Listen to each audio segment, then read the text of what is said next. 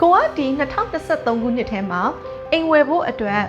အခွန်ဆောင်တဲ့အခါမှာငွေဘယ်လောက်ပြမလဲဆိုတာကိုသိကျင်တယ်ဆိုလို့ရှိရင်ကိုမနှစ်တုန်းက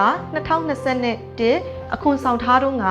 ကို income ကိုဘယ်လောက်ပြထားလဲဆိုတာကိုပြန်ပြီးကြည့်ရပါမယ် My American Dream Channel မှာကြည့်စပါတယ်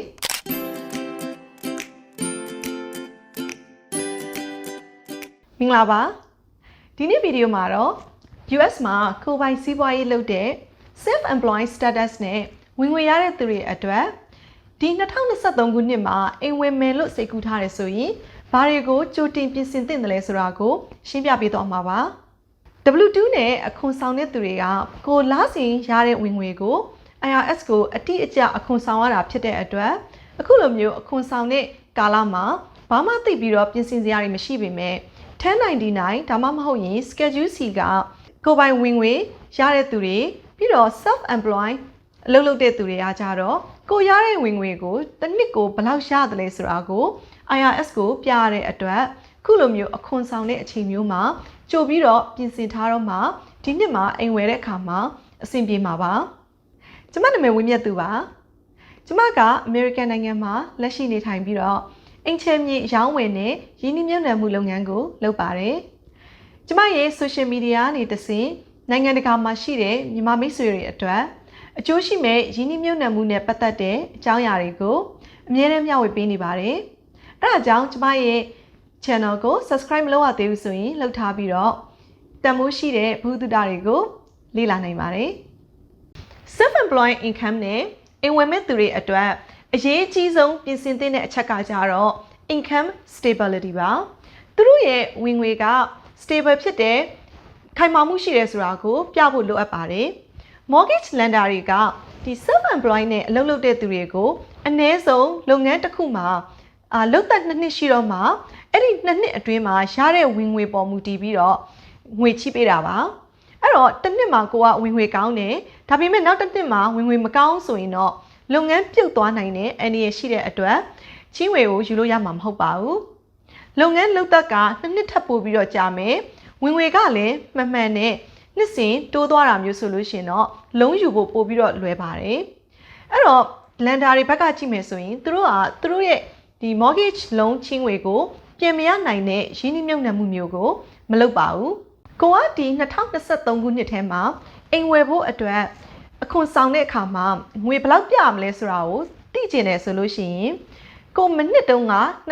2021အခွန်ဆောင်ထားတုန်းကကို income ကိုဘယ်လောက်ပြထားလဲဆိုတာကိုပြန်ပြီးကြည့်ရပါမယ်အဲ့တော့ဒီ business ကရတဲ့ income ဘယ်လောက်လဲဆိုတာကိုသိကျင်တယ်ဆိုရင်ကိုယ့်ရဲ့ဒီ schedule C နဲ့အခွန်ဆောင်တဲ့သူတွေဆိုရင် schedule C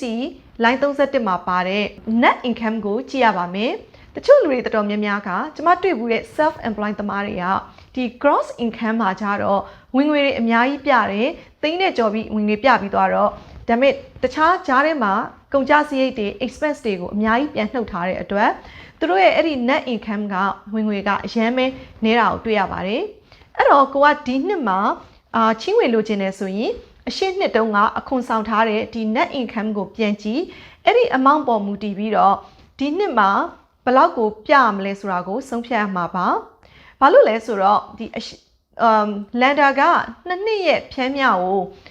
ဝင်ငွေကိုကြည့်တဲ့အတွက်အရှိနှစ်မှာကိုအခွန်ဆောင်ထားတာအရန်နေတယ်ဆိုရင်ဒုတိယနှစ်မှာကိုကအခွန်ပိုဆောင်ပေးလိုက်တော့မှဖြန်းမြအနေထားပိုပြီးများသွားမှာပါဥပမာနဲ့ပေးရမယ်ဆိုလို့ရှိရင် year 1မှာအခွန်ဒေါ်လာ3000 income ပြပြီးတော့အခွန်ဆောင်ထားတယ်ဆိုတော့ဒါဆိုရင်ဒီ year 2မှာနောက်ထပ်3000ပြရတယ်ဆိုလို့ရှိရင်ဒီလူတယောက်ရဲ့ဒီဖြန်းမြ income ကနှစ်နှစ်စလုံးမှာ3000ပဲရှိတယ်လို့ယူဆရမှာပါဒါပေမဲ့သူက year 1မှာ3000ပြပြီးတော့ဒီ year 2မှာကျတော့9000ပြမယ်ဆိုရင်သူတို့နှစ်ခုပေါင်းထားတာကိုနှစ်နဲ့စားလိုက်လို့ရှိရင် average က9000ဝင်ငွေရပါတယ်အဲ့ဒါကြောင့်မလို့သူ့ရဲ့ income ကို9000နဲ့တွက်ပြီးတော့သူ့ဘဏ်ကငွေချေးပေးမှာဖြစ်ပါတယ်အခုဆိုရင်ကိုယ့်ရဲ့ဝင်ငွေကို mortgage lender ကဘယ်လိုမျိုးတွက်လဲဆိုတာကိုသိပြီဆိုတော့နောက်ထပ်ကိုဘယ်လောက်အခွန်ဆောင်ဖို့လိုအပ်မလဲဆိုတာကိုသိချင်တယ်ဆိုရင်တော့ကိုဝယ်မဲ့အိမ်ရဲ့တန်ဖိုးရဲ့ကိုယ့်လက်ထဲမှာ down payment ပေးဖို့အတွက်စုထားတဲ့ငွေရဲ့နောက်ပြီးကိုယ့်ရဲ့လစဉ်ပေးရတဲ့အကျွေးတွေကား payment credit card payment နောက်ပြီး student loan payment အစရှိတဲ့ payment တွေအားလုံးကိုထည့်ပြီးတော့စဉ်းစားမှာပါ online မှာအလွယ်တကူတွက်လို့ရတဲ့ mortgage loan affordability calculator တွေရှိပါတယ်ကိုကဘယ်အကျွေးတွေကိုထည့်ပြီးတွက်တင်တယ်လဲဆိုတာကိုမသိကြဘူးဆိုရင်တော့ mortgage loan broker ဒါမှမဟုတ်လို့ရှိရင် realtor တွေနဲ့